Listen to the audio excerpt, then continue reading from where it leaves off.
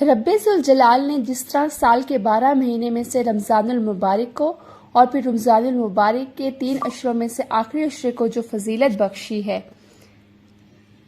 اسی طرح ماہ ذوالحج کے 3 عشروں میں سے پہلے عشرے کو خاص اہمیت و فضیلت سے نوازا گیا ہے۔ اس عشرے میں اعمال پر خاص اجر و ثواب رکھا گیا ہے۔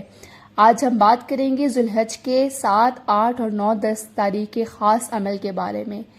اس عمل کو کرنے کے بعد انشاءاللہ رزق آپ کے گھر دروازے کھول کے آئے گا، رزق میں برکت ہوگی، اولاد نیک و لائق ہوگی۔ ان دنوں کی شریعت اسلامیہ میں خاص اہمیت ہے۔ ان دنوں کو عام دنوں کی طرح گزارنے کے بجائے خصوصی طور پر اللہ کو منانے کا اہتمام کرنا چاہیے، کیونکہ معلوم نہیں آئندہ یا ایام نصیب ہوتے ہیں یا نہیں۔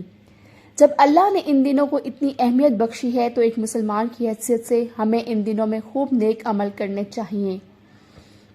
ہمیں چاہیے کہ ایک پل کو بھی ضائع کیے بغیر اللہ کو منانے میں اپنا وقت صرف کریں، روزے رکھیں، صدقہ کریں، اللہ کا ذکر، دعاؤں اور نوافل کا اہتمام کریں، قرآن پاک کی تلاوت کریں، اللہ کی مخلوق پر احسان کریں، بھلائی کے کاموں میں تعاون کریں، برائی کو پھیلنے سے روکنے میں حصہ ڈالیں اور ہر وہ عمل کریں جو اللہ سے ہمیں قریب تر کر دے۔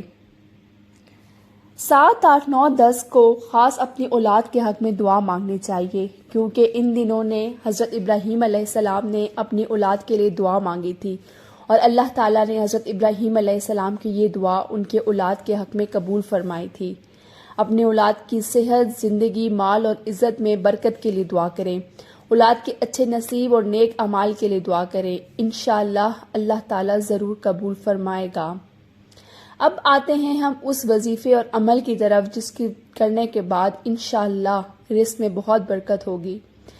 حج کے دن عصر کے وقت کے قریب یعنی 5 سے 6 بجے کے درمیان قبولیت دعا کا وقت ہے۔ اس وقت میں آپ حج کے دن یعنی 9 ذوالحج کو 47 دفعہ اللہم لبیک اللہم لبیک پڑھیں اور 21 بار درود ابراہیمی اول آخر پڑھیں۔ پھر اللہ سے کوئی بھی جائز دعا کریں، انشاءاللہ اللہ عز و جلال ضرور آپ کی دعا قبول فرمائے گا۔ اس ویڈیو کو شیئر کریں تاکہ زیادہ سے زیادہ لوگ اس سے فائدہ اٹھا سکیں۔ حضرت ابو ہریرہ رضی اللہ عنہ سے روایت ہے کہ حضور صلی اللہ علیہ وسلم نے فرمایا، ان 10 دنوں میں سے اللہ کو جس قدر یہ بات پسند ہے کہ محنت اور کوشش کر کے اس کے عابد بنے، اس سے بڑھ کر اور دنوں میں پسند نہیں۔ ہمیں ان دنوں کو فضول کاموں اور بے مقصد کاموں میں ضائع کرنے کے بجائے ایک ایک پل کی قدر کرنی چاہیے۔ اللہ ہمیں نیکی کے کاموں میں ایک دوسرے سے سبقت لے جانے کی توفیق عطا فرمائے اور ہمارے اعمال کو شرف قبولیت سے نوازے۔